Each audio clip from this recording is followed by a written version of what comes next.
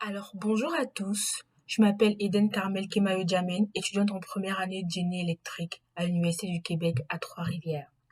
Aujourd'hui, je vais vous parler des poissons électriques. Je vais tout d'abord vous parler des familles de poissons électriques, ensuite de la production d'électricité par les poissons électriques et enfin de la localisation des organes électriques en fonction des poissons.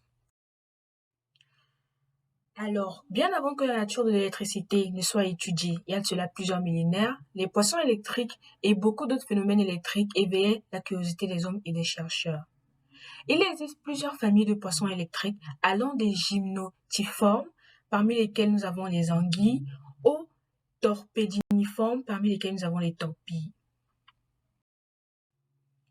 Alors, lorsqu'un poisson électrique veut combattre un ennemi ou attaquer une proie, son cerveau envoie un signal qui traverse son système nerveux et atteint son organe électrique. L'organe électrique qui lui est constitué de petites cellules musculaires appelées électrocytes. Chacun de ces électrocytes a la capacité d'accumuler des ions positifs ou négatifs, ce qui créera un déséquilibre des charges de part et d'autre de l'électrocyte, qui cherchera donc à se rééquilibrer.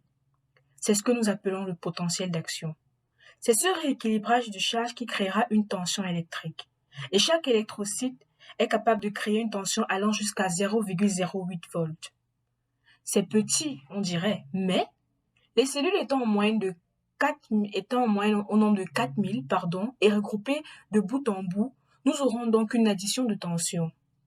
Donc ensemble, l'organe électrique peut produire une tension allant jusqu'à 600 volts, dépendamment du poisson.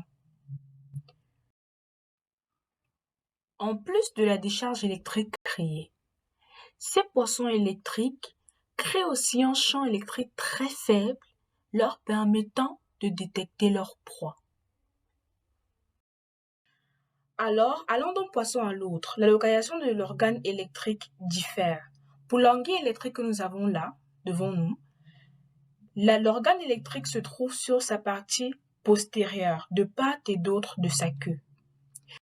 C'est la torpille. Cet organe est situé de chaque côté de sa tête, comme nous le voyons sur l'image. Et là, nous avons en rouge la localisation des organes électriques en fonction de certains poissons électriques.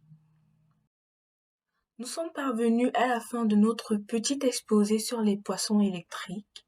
Je vous remercie de votre attention. Si vous avez des questions ou des remarques, veuillez les laisser s'il vous plaît en commentaire. À la prochaine.